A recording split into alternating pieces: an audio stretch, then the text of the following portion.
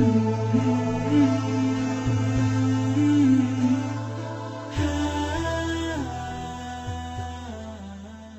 itu kalau sedang tahajud, matehai para wali-wali songo atau apa, itu yang terpikir di saya itu hanya satu. Agama Islam itu lahir lewat Quran dan hadis. Tapi kemudian tahu-tahu tetap berimprovisasi, berkembang sesuai tokoh yang membawa. Sampai kalau melihat Islam di India dulu sampai perang besar-besaran, kemudian zaman Abul A'la Al-Maududi, zaman periode Muhammad Iqbal, sampai India pecah, kemudian jadi Pakistan yang bernegara apa? Islam, karena banyak konseptor Islam yang tidak setuju negara sekuler. Akhirnya mereka misah jadi negara Islam Pakistan. Kemudian Timur Tengah juga begitu. Karena Timur Tengah sudah Islam semua, masalahnya itu diislamkan ala Sunni atau ala Syiah. Iran menjelma sebagai aliran Syiah. Yang Sunni dianggap sesat, halal darai. Irak zaman Saddam Hussein pemerintahan Sunni. Sing Syiah dibantai, sehingga wong Kurdi do mati. Era Saddam keok gentenan Saddam sing di. Makanya kalau saya ngaji di Jogja, seminar di Jogja bilang, kita ini harus bersyukur. Kita ini punya tradisi konflik yang terbaik di dunia. Kita ini punya tradisi konflik yang terbaik di dunia. Sampai nak Isra Ikhwanil Muslimin teng Mesir, Badan Intelijen Nasional atau Badan Stabilitas Nasional, Bakor Setanas itu harus terima kasih sama tradisi tokoh-tokoh Islam di Indonesia. Lepas dari kita setuju tidak setuju itu terserah, tapi kita punya tradisi konflik yang paling baik di dunia. Kurang bencinya Gus Dur sama FPI atau FPI sama Gus Dur, paling mereka ya, adu statement di depan wartawan. Itu bagus sekali. Cara neng Arab wis tembak-tembakan. Kita punya sejarah. Secara pesantren saya itu punya sejarah panjang. Zaman Mbah Imam beda dengan Mbah Zubair, zaman Kiai Memun beda dengan Kiai yang lain. Paling adu statement saat ada tamu itu paling bagus. Kita punya tradisi konflik paling bagus di dunia. Kayak apa mangkelnya orang NU saat Gus Dur diimpis, dipecat. Tapi habis itu ya sering seminar ketemu Amin Rais. Ya mereka adu polemik, ini tidak konstitusional, ini apa. Gus Dur nggawe jurus dekret. Sing sitok nggawe jurus sidang istimewa. Nah, kurang serem sidang istimewa dilawan sidang luar biasa. Pokoknya agak istilah sing serem-serem. Tapi tidak saling bunuh loh, sampean harus syukur. Selama ini orang awam sering bilang, "Loh kiai kok tukaran?" Sampean bandingkan di Timur Tengah, jenenge tukaran mesti tahdirudam. Para polisi, para badan intelijen, para yang menjaga stabilitas negara ini harus terima kasih sama tradisi tokoh-tokoh Indonesia. Yang namanya di Mesir, di Irak, di mana-mana jenenge tukaran mesti melibatkan pertumpahan. Tapi di Indonesia enggak, di anarkis. Paling itu tadi adu polemik. MLB dilawan MLB itu masih keren sekali, tidak apa-apa. Itu lebih baik ketimbang adu jotos atau adu hizib lah. Itu masih bagus. Dan enggak, ini sampean biar paham, biar syukur jadi bangsa Indonesia. Kita punya tradisi konflik yang baik. Sama nak setelah peristiwa teng Irak, ya, teng Sudan, teng Khartoum, teng Darfur, itu kan orang Islam semua. Gara-gara beda madzhab saling bunuh. Di Mesir ya gitu, Ikhwanul Muslimin dengan pemerintah dan sebagainya. Hatta saya sebesar saya tutup, sing tokoh populer mohon gak budutnya boten jelas. Di Indonesia bagus sekali. Kita menangi zaman secara sejarah, ya. Kita menangi bedanya dulu Ahmad Hasan dengan tokoh-tokoh NU. Kulo nu menangi secara sejarah sering baca.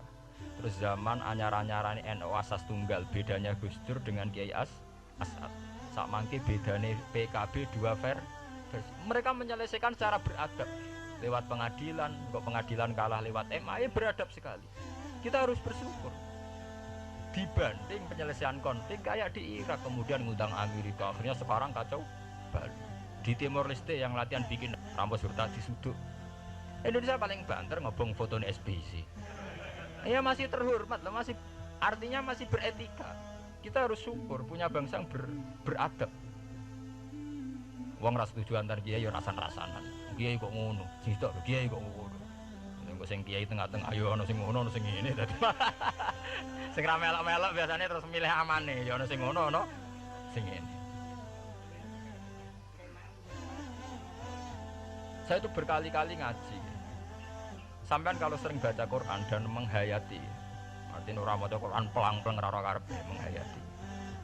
Saya itu sekarang sesadar-sadarnya, saya masih belajar. Ini jamaah sini harus tahu. Saya hingga detik ini masih belajar.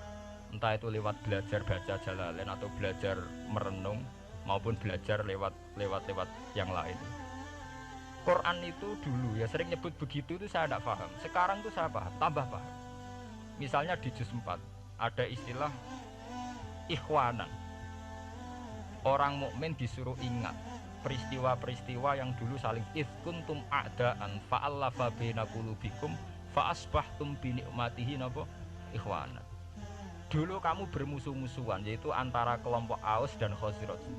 Gara-gara barokatul Islam sekarang kamu menjadi ikhwanan.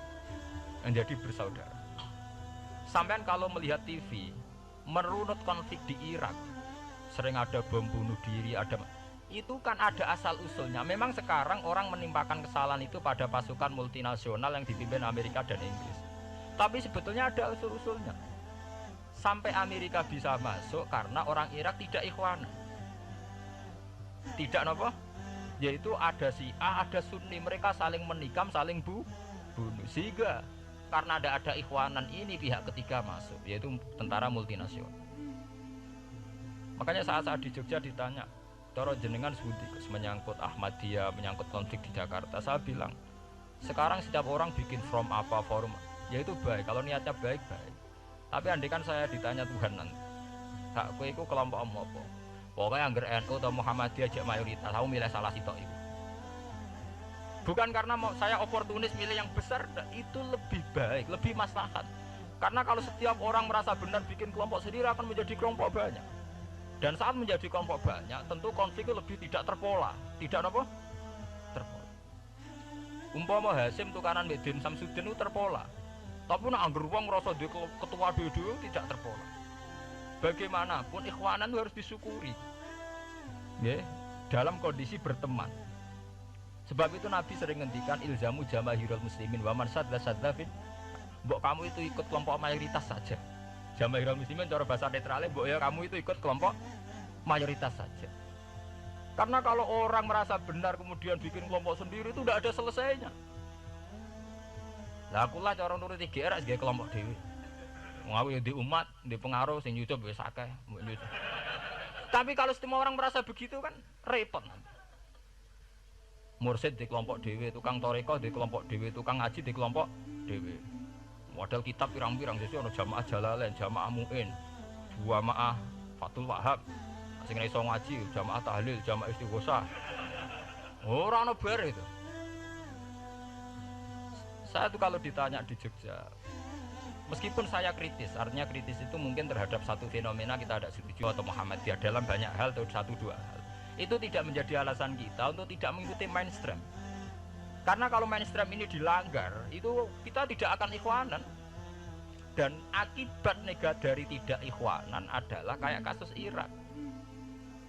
Iran itu kenapa tidak mudah diserang Amerika padahal punya nuklir? Karena mereka seragam Syiah semua. Itu lebih gampang, lebih susah. Lawan itu apa? Susah.